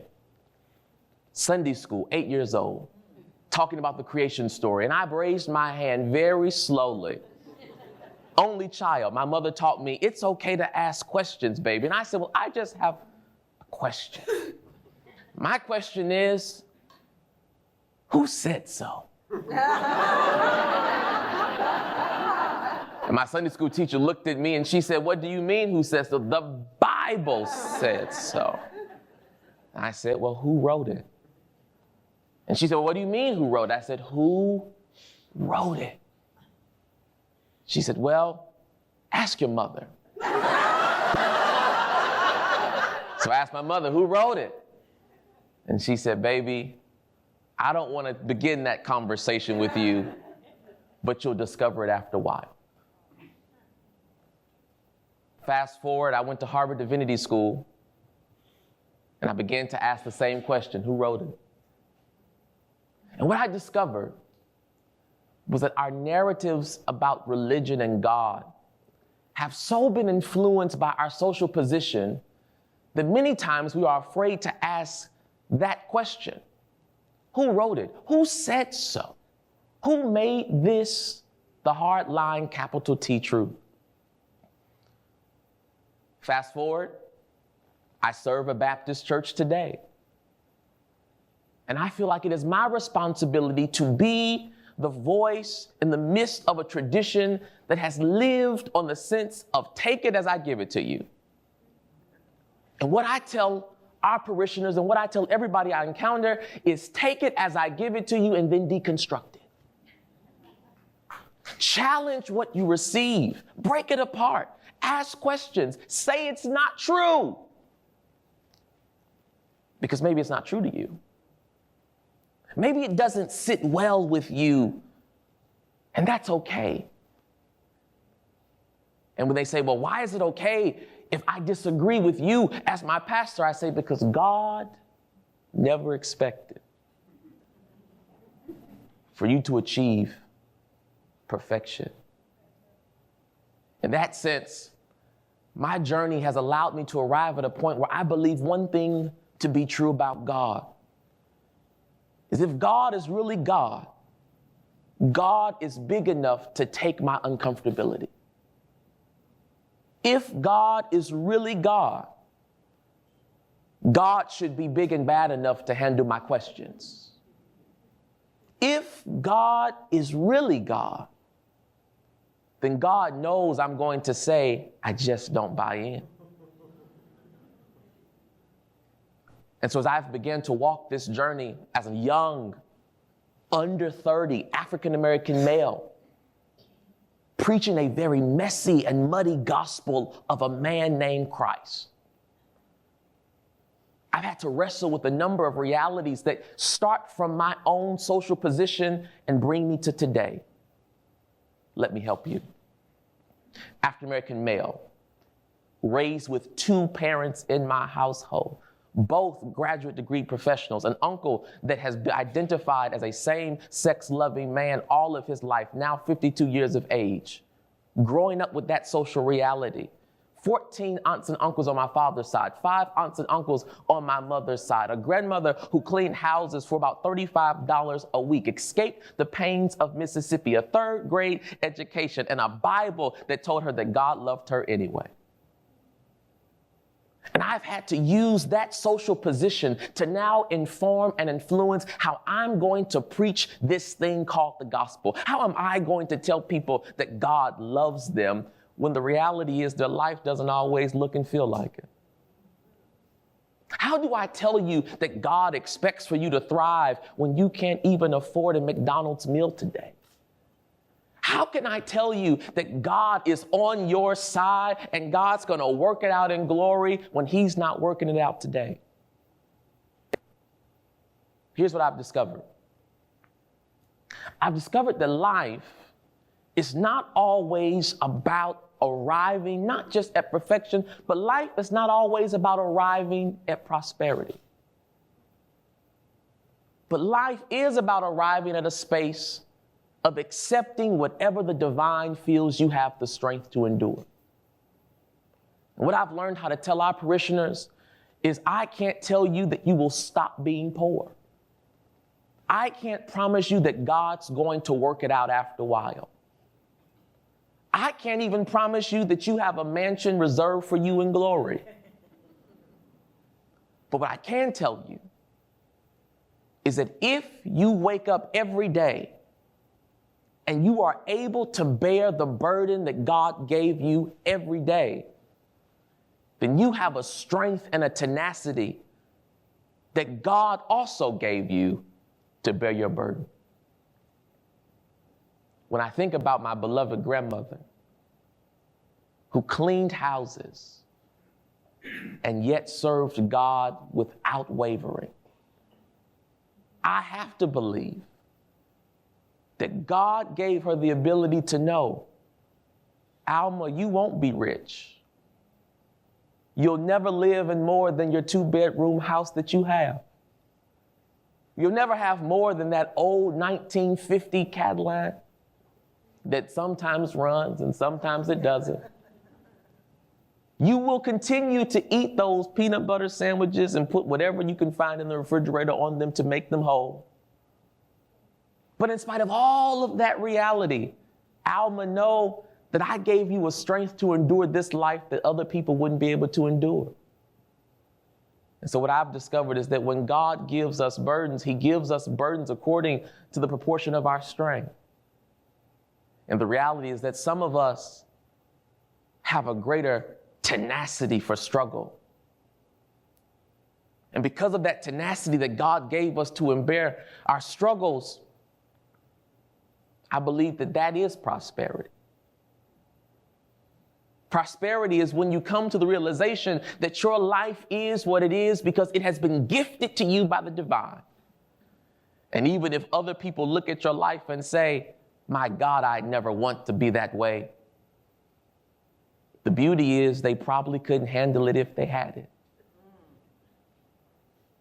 But the rejoicing point is that you can handle it because I believe, like the old black gospel tradition taught me growing up, that if what comes to you does not take you out, it only came to you because God used it to make you stronger.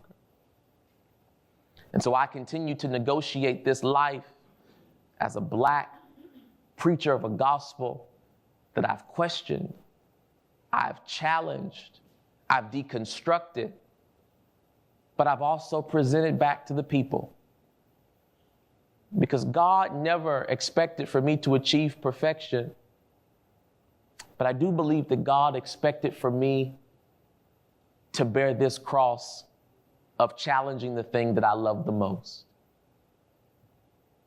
Just like James Baldwin said, the reason I can be a critic is because I have unwavering love in my heart for the institution that I critique. And so I critique the church. I critique black theology. I critique whiteness. I critique America. I critique God because I love him the most. And so my journey started with a woman who told me that God didn't expect for me to achieve perfection. And my journey continues in this space of knowing that I'm never expected to arrive at any conclusive answers about life, but I am expected to continue to ask the questions. And whatever answer I have today is the answer I have today. And if I wake up tomorrow and my mind changes, then my mind just changes.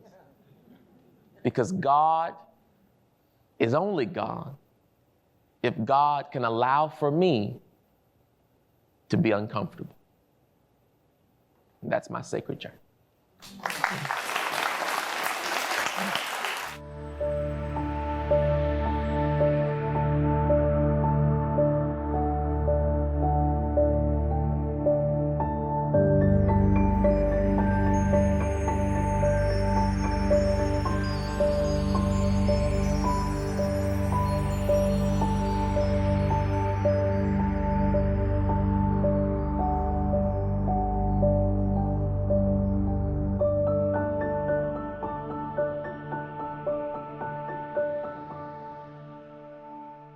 I was trying to put the spiritual journey idea into context of what I've heard over the last couple of days.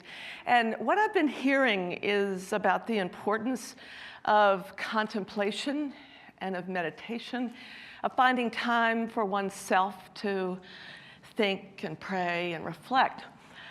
My journey as a child began watching my daddy on his knees doing his rosary every night and saying his prayers every night. Mommy also was on her knees, but I don't know, somehow the image of daddy on his knees was really quite powerful, and obviously still is at 68, I'm telling you about it. After my grandmother died, I was sent up the road a bit, an hour or so, to Frederick to live with my grandmother, who had just lost her dear husband, who was a country doctor, but a country farmer. And they had a 100-acre farm, which actually not only fed their family as my mother and her 5 siblings were growing up, but then continued on to feed the 6 children and their families. So as a child, I lived there, as I said, I lived there for 3 years with my grandmother, but I also experienced the butchering, which was the community coming together where everybody was sharing in every kind of possible way. And then I experienced daily the sharing of the food that my grandparents did with our family and my cousins and aunts and uncles.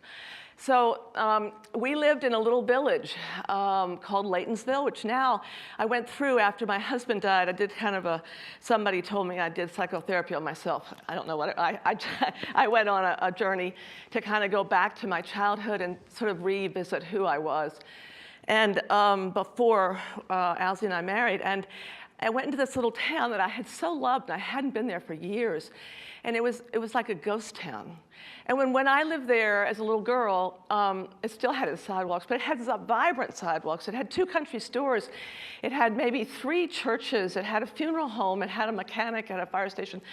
And I had my horse, which I think does relate to what we're all talking about here, which is, again, contemplation and finding time for oneself. My horse's name was Gray Ghost, and Gray Ghost and I were best of friends. And in fact, I was blessed enough, and I obviously came from a blessed background, where when I went to live with my grandmother, my horse came with me. That's probably why it worked. But at any rate, I would go off on rides, and I'd ride for hours. And I reflect back now, and I watch my children raising their glorious children, my 9 grandchildren, and I see great cultural differences, because my parents didn't think twice about me getting on Gray Ghost and riding all day from Montgomery County to Howard County, back to Montgomery County, through dirt roads across just for miles and miles. I'm now convinced that that was what has given me the time of reflection, which it was my meditation, and it was my connection with nature. And so it's why I think I'm so passionate, as our speakers are and as you all are, with figuring out how to care for nature now, since we just are doing such destructive things. Quickly fast forward, when Archbishop Kelly asked me to revitalize the Cathedral of the Assumption, we studied the history of the cathedral. So I implore all of you to study your family's history if you haven't already, study your community's history, because in doing that work, what we found is that there was real interest in each other in this community as it was forming. As it was forming, when it was beginning to be the real gateway to the West, people were working together in kinds of ways that now, frankly, we're not, that we need to.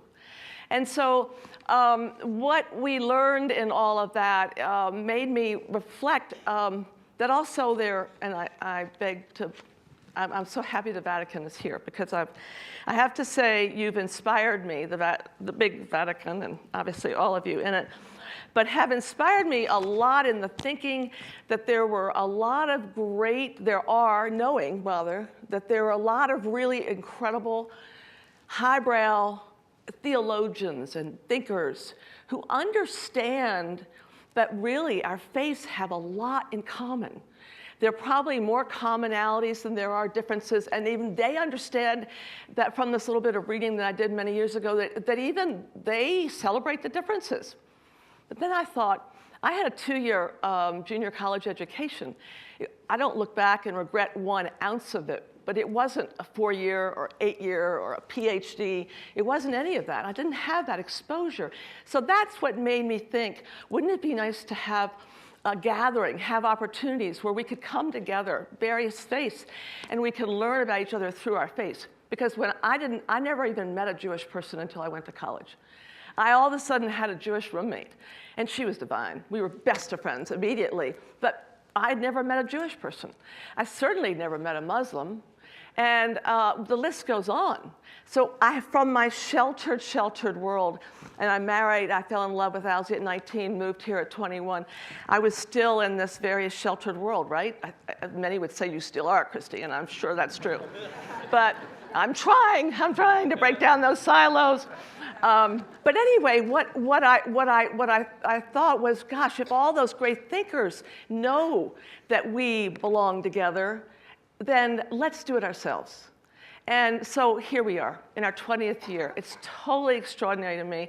And it's because, frankly, of all of you that are here, of all of you previously who cared, thought that there was a thread of some hope, of some value in this event. And so I thank you for that. I want to thank my son, who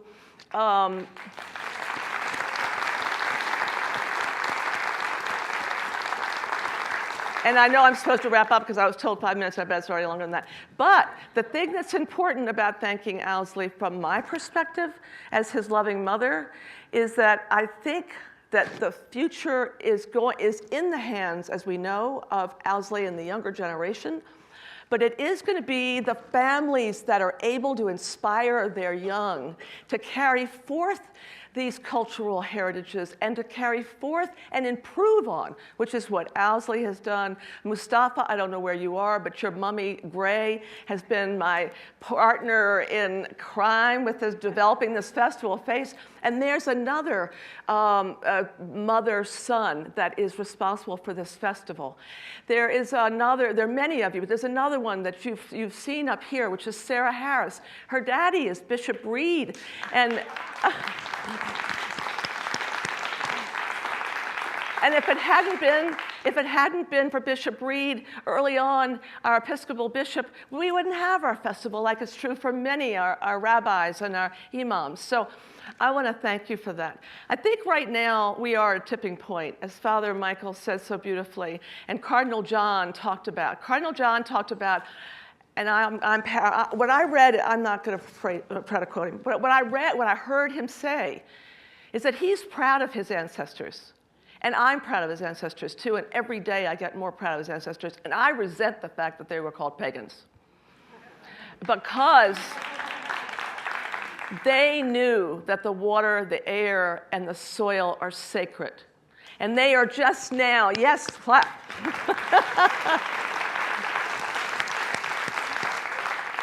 And they are now just teaching me and with you and teaching you, and let's learn more about their paganism. Let's learn more about why they knew the air, water, and soil are sacred, because we don't know it. And because we don't know it, you know what we're doing?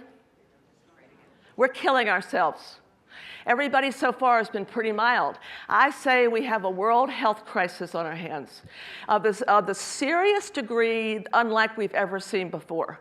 Now, I'd love those of you who have statisticians at your fingertips to go and use them and just prove that what I'm saying is wrong. Prove that I am an extremist and that I have lost my balance. I'd love to hear that, really, seriously, because I'd love to go play some golf. I've never played golf. But there are a lot of people that like it. And I might be good. I used to play tennis. I don't know. But I'd love you, as my concluding thoughts, first of all, again, to thank you. And again, to thank these distinguished gentlemen that have come from so far to really bring their extraordinary global wisdom to us and to become, hopefully, our long-term partners. Because at Louisville, I believe, and they've heard me say it, is an extraordinary point right now as a laboratory. And we will really be a successful laboratory when we actually figure out how to take our harmony circle of health and how to really personalize it, realizing that each one of those spheres belongs to each of you. Each one of those spheres belongs to the community, and it's only when they're in balance will we be healthy. Thank you.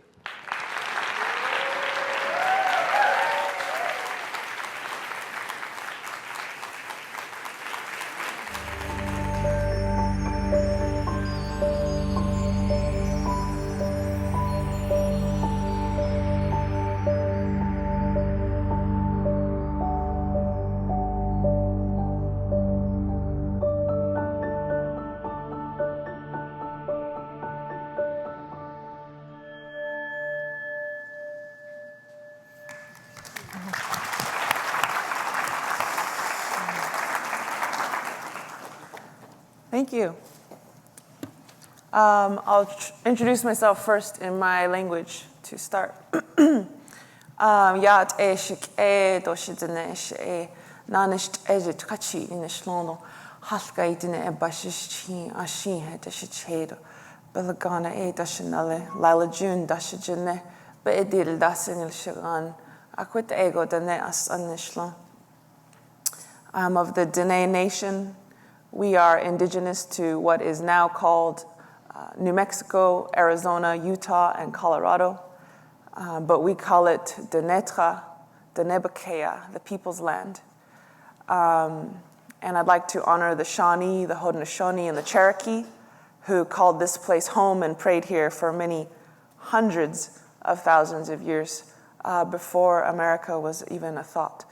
And I'm just really grateful to be a part of this panel, to join in this diversity. Really, really grateful, and each of you really inspired me a lot. I'd like to discuss non-dualism perhaps in a slightly different, from a slightly different angle, because in Dene tradition, a lot of things come in twos. To say two, you say na ke. Can you guys say that? Na ke. Now you know how to say two in my language. Nice job. Na ke is not just two, though. The word itself is imbued with sacred meaning. You have night and you have day.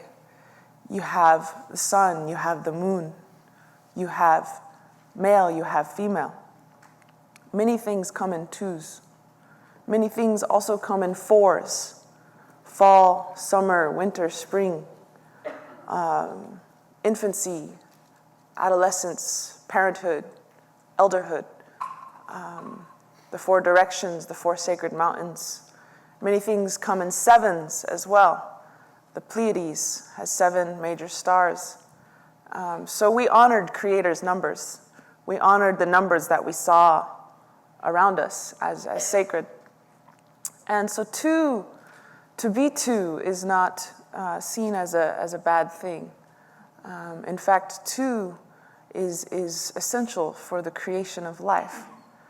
And I also want to acknowledge here in this moment that today we have more than two genders. We have many people who do not feel they conform to male or female, and they are LGBTQ or transgendered. And I think as we're talking about the divine masculine and divine feminine, we must create a space of honor for those who do not feel they fit into that binary. So I just want to mention that too. Thank you.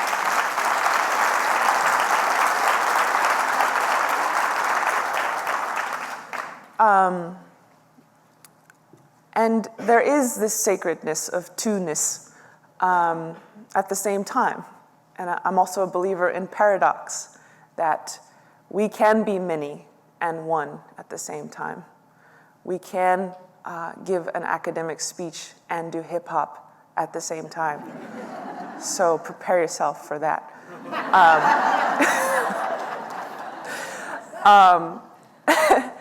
And we can have God within us and also be held by God at the same time. So this two-ness is sacred in our traditions. And the Plains people, they have the pipe. Hollywood calls it the peace pipe, right? But it's much deeper than that and has a lot of sophisticated wisdom embedded within it. But some tribes call it the Chanupa. And Nupa means two in the Lakota language. Can we say Nupa? There. And Nupa is the joining of the red stone bowl and the wooden stem. And the red stone bowl signifies the mother, the birther, through which each of us got here through her. None of us can enter this sacred earth except through the portal of a womb. It's the only way you're getting here. And each and every person sitting here, sometimes I like to think about that. It's like, as many people are sitting in this room is as many times as a woman screamed in anguish as she gave birth to a human being, you know, and really held that being for 9 months with love. But so anyways, that is the stone bowl. And then you have the wooden stem, which represents the father. And so both are considered equal. And this object was given to the people when there was famine and social discord. And so the white buffalo calf woman gave this to the people. And we know that Creator sent a woman to give this to the people for a reason, because at that time, women were not being respected. And she didn't give them food. She didn't give them an economic strategic plan. She didn't give them counseling or anything like that. She gave them this understanding that when the connection between the mother and the father, the male and the female, was healed, was held in respect and consent, the people would have peace. The people would have food. She said that even our ecology, our web of life that we're a part of, is founded upon men and male and female human beings connecting in a positive manner. And so as we know right now, there's a huge resurgence of the feminine occurring, everything from the Women's March to this conference itself, to what is occurring in Palestine that I recently saw when I went there, is this confronting patriarchy. Beautiful things are happening. And at the same time, I believe we must also honor the masculine, to not overcorrect, to not demonize the masculine. Because at this moment in time, we must understand, we must see through the tricks, that it is not men who have harmed the world. It is a dark force that works through both men and women. And that this dark force is what my elders told me, because I've been through a lot of abuse, a lot of physical abuse, and both men and women have done this to my body. I used to be a drug addict, so that's a whole nother story. But in that state, I got hurt a lot. And the ancestors and the angels sent me a message. They said, Lila June, it is not men who has hurt you. It is the dark. And so to honor both the feminine and the masculine in this time, and to see them both as two crucial parts of a whole, and to see them as equal, and to see them as beautiful, I think that is the healing that is being requested of us in this time. To see each other as beautiful, to see each other as sacred, and to honor the fact that our brothers, our male-centered folks, they are, like I said, pigeonholed in a world where they're not allowed to feel. They're not allowed to express emotion. And my elders tell me that it's actually men who are the emotional ones, not women. And so the being, the half of society that is the most emotional is given the least amount of space to feel, to process. And so my little message I have today, because I don't have much time, is that we need to give men folks a place to feel. And we need to give women folks a place to be safe.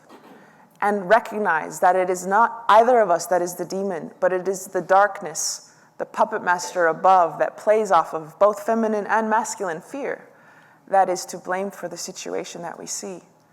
So that coming together, that unification of each other, and recognizing one another as sacred, as beautiful, as kind, as generous, that will generate the true healing that we need. So with that, I wanted to, since we're on the topic of unity, I wanted to do a hip-hop piece, because I saw there's many youth here. Actually, I don't have my glasses on, so I think you're youth. I'm pretty sure. I was like, I think. And you know, I think hip-hop is an important way for us to get these messages across. And to not only link the masculine and the feminine, but to link the generations, to honor and respect the generations that are here. And sometimes we like hip hop. So this rap is about unity, and I'm actually going to use that microphone. Thank you, sound techs.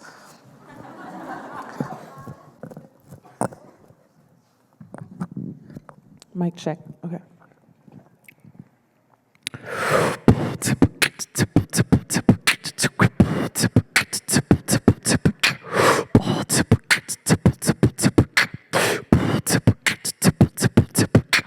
We were all given sacred duties to this land. Take care of Mother Earth and she will help you understand that everything we need is in the palm of her hand. No need to drill, mine, conquer, or extract. With faith in the Creator, we will blaze a brand new path. When we let go of fear, the greed turns into laughter. Unity of all people, that is what we're after. Cruising down the red road with sweetgrass on my dashboard. Used to drug and drink, but now I'm sober, now I'm faster. Sharp as a tack, he told me can't hold me back now.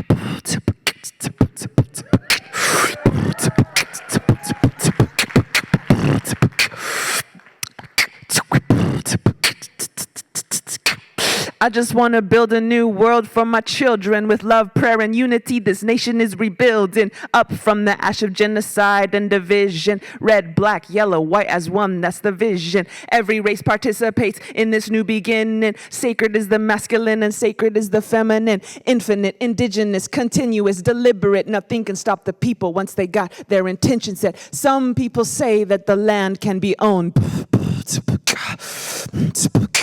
Some people say that the land can be owned. But deep in our hearts, we know it isn't so, because we don't even keep this flesh or this bone. No, we can't take it with us on the soul's journey home. The only thing we keep is the lessons that we know. So when we wake from the slumber to remember we are one beautiful people under one beautiful sun, we must also release all claims to the earth, because she don't belong to us. We belong to her.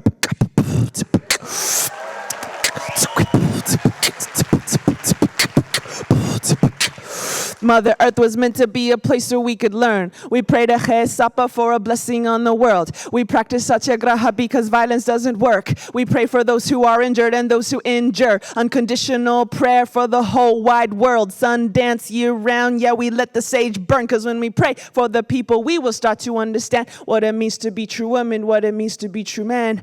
Cradled in the arms of the sky and the sand, just a strand in the tapestry of the master plan. Because together there is nothing that we cannot achieve. Together there is nothing that we cannot achieve. Can I hear you say that? Together there is nothing that we cannot achieve. Together there is nothing that we cannot achieve. Together there is nothing that we cannot achieve.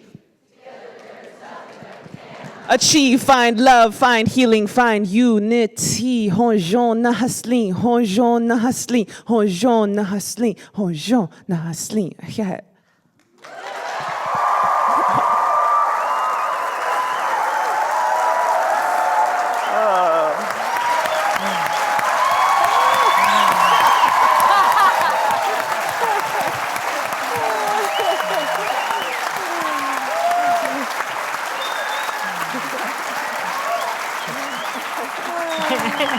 Thank you.